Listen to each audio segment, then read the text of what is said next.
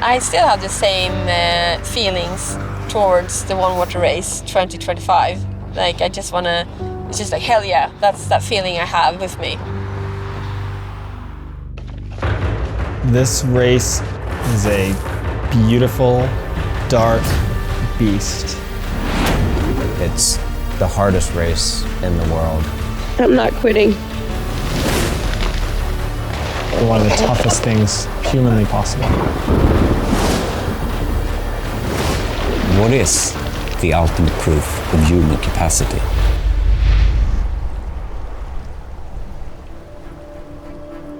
I'm actually a person that has a lot of control issues, but I've practiced a lot being outside of my comfort zone because I just love having that nerve or that tickling feeling that something is exciting or a bit scary.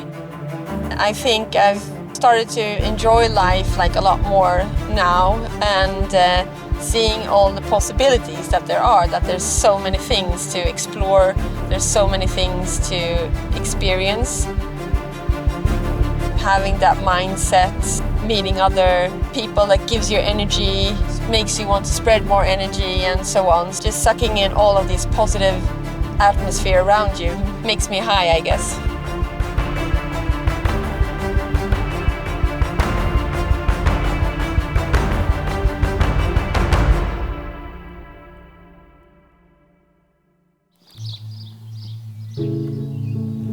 Every Tuesday morning is exactly the same, and it has been for the last 4 years. And that is that I get up early, about 4:30 a.m.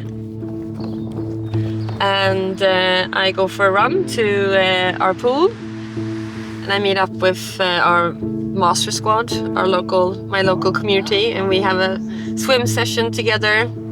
But I can only make about 40 minutes on Tuesday mornings because then I have to get ready and run back to the house. And then Peter, he's ready every Tuesday morning, 7:15, to go to his bus that he can't miss because he also has scheduled appointments at 9 o'clock every Tuesday. It's really important that I'm home for that time. Får du välja vad du ska på dig då?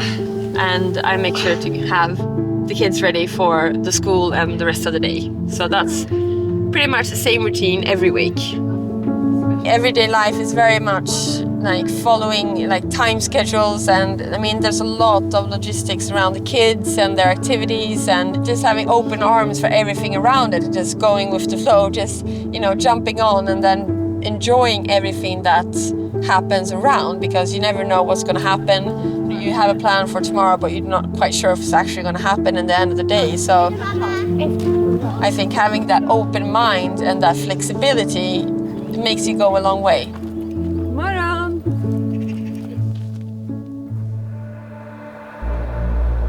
I thought it was time to do something uncomfortable again.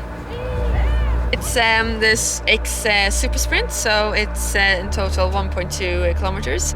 It's a bit nervous, but in a good way, positive. It's good to be a bit nervous. Always had troubles with my nerves, so it usually takes me a couple of hours to get into a race. So that's why this race is a bit tricky for me, because I have to be mentally there from the start. And so now I need to go and take a little loop around to make sure I know where I'm going in and out. I know that Susie was very nervous before the race, but she showed that she can show her vulnerable sides too, and I think that's one of the things I admire the most. But then as we got started, she was so happy, and she really took all the pieces we did good and really acknowledged every time we accomplished something, that we were moving on, that we were doing good. And I think that brings so much to the team. She really shares us on throughout. The first night was really difficult for me. When it got dark, my sleep hormones kick in and I just want to go to bed. So when that happens, I get stressed. Gör ett hästjobb, grymma ner. Se till att jag kan hjälpa till med något. But once that passed, I start to realize that I'm still awake, my legs are still moving, I'm still here, and I'll make it through the night. I would say that I need those nerves, I need that excitement. I enjoy it a lot more today than I have done. There's all of these very difficult emotions prior to doing something new, but then once you've done it, I mean, that's a kind of a high that you don't really get from anything else. Oh, I'm so fucking happy! So I think starting from that point and doing it more and more just makes me more eager to try new things and putting myself out there, even though it can be very difficult.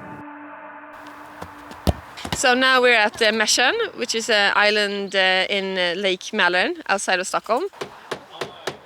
Peter's parents, they're here from Alingsås, so they're staying with us for a couple of days.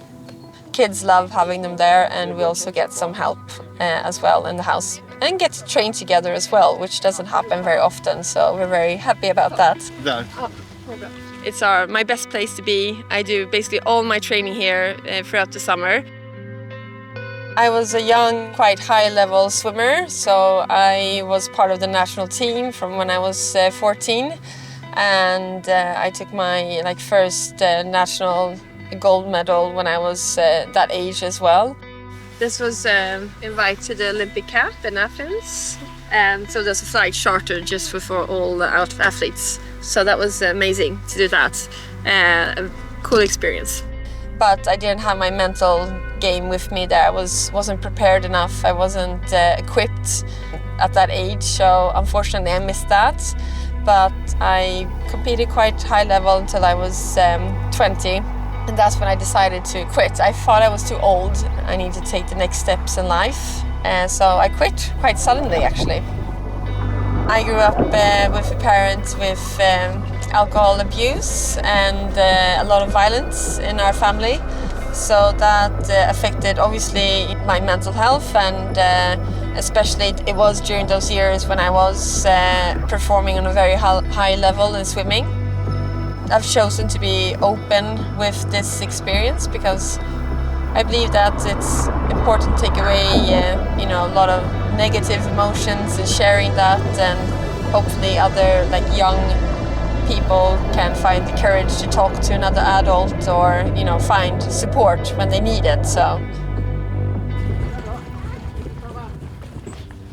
when I was younger and I was competing, I would never really pat myself on the shoulder saying good job or well done. It was always looking on the next thing. Today I've realized that standing on the start line every time is an accomplishment, because there's so many things that can happen around me or my family. Today I enjoy it a lot more. I'm a lot more thankful racing today, and every time I cross a finish line I always tear up, and it doesn't matter if I'm 2 hours slower than I thought or what I should have done. I'm just thankful and happy doing that experience and sucking in the atmosphere.